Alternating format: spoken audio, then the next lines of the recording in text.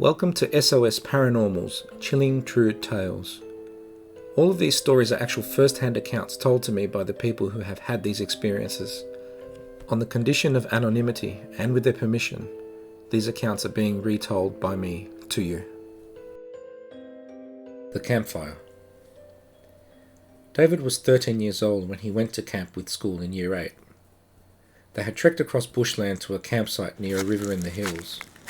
On arriving at the campsite, David says he felt a strange feeling in the air, but he dismissed it thinking it was just because of the remoteness of the location. On the first night there, David was uneasy and had trouble getting to sleep. Eventually he started to fall asleep, and he had a vision. He saw it in his mind as if it were a dream. He saw a frightening sight of a dark-skinned man staring at him. Strangely though, the man didn't look Aboriginal, he looked African in appearance. The man stared at David, and his eyes had slits like the eyes of a cat glaring at him. It was not a still image though. This man was not just staring at David, he was watching David. He was breathing as David saw him, and he glared eerily seeing David. David said that whatever this man was, it was seeing him. It scared the hell out of him and he jumped up wide awake. He couldn't sleep that night at all. On the second night, David and his best friend Eddie were so tired from lack of sleep and the day's activities that they were too tired to participate in any of the songs and jokes that the rest of the class were going to have around the campfire. The campfire site was about 100 metres or so away from the tents. David and Eddie could hear their classmates in the distance, laughing and having fun.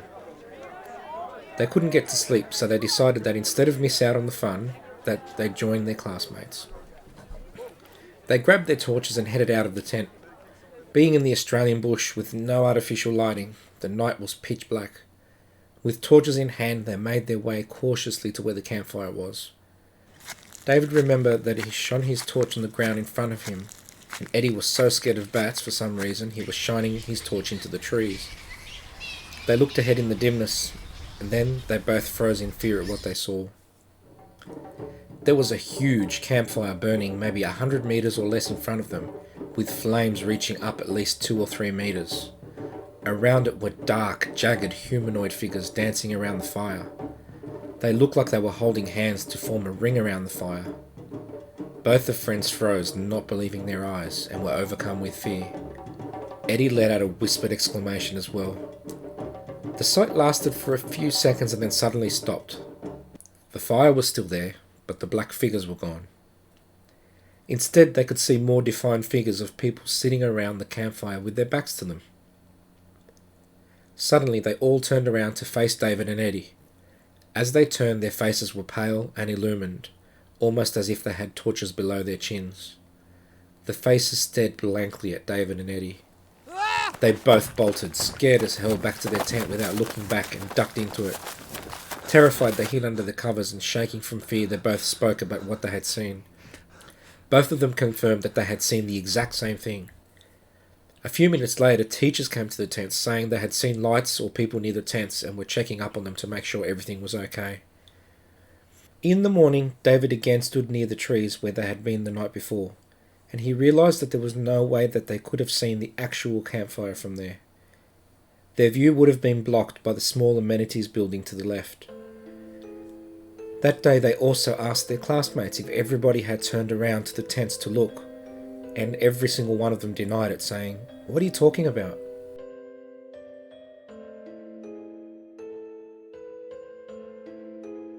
The Thing on TV.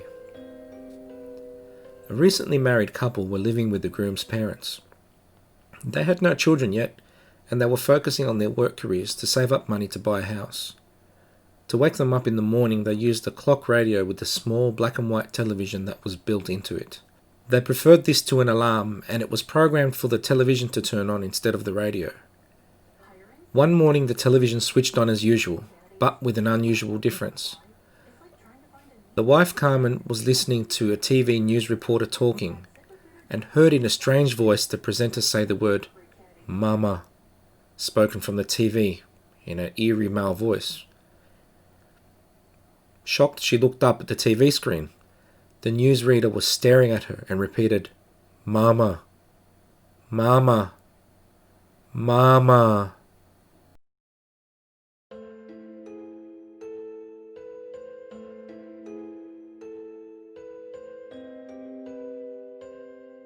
Count on us.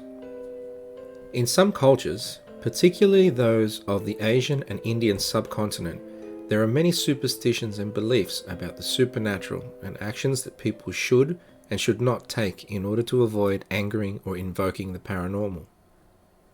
This was the case for Anjali, whose family was from that region of the world. She would constantly be told by her mother and her grandmother that she should not come home too late at night because they believed that spirits follow you home and can live there. Anjali, having been born in Australia, ignored the superstitions and thought that they were just a method of control to stop her from having a good time and enjoying herself. She went out with her friends often, sometimes to the movies or nightclubs, but due to study commitments never stayed out very late. She recalled that one night in particular she did come home very late, and then recalled the warnings from her family. In her mind, though, nothing had happened. There were no flying pots, there were no opening doors, and no one was hurt. Basically, it just reinforced her belief that her family's silly superstitions were nothing but that, just silly superstitions. However, a few days later, the family were relaxing at home tidying up when they thought that they could hear some noise coming from one of the bedrooms. It wasn't the noise of movement, it was something else.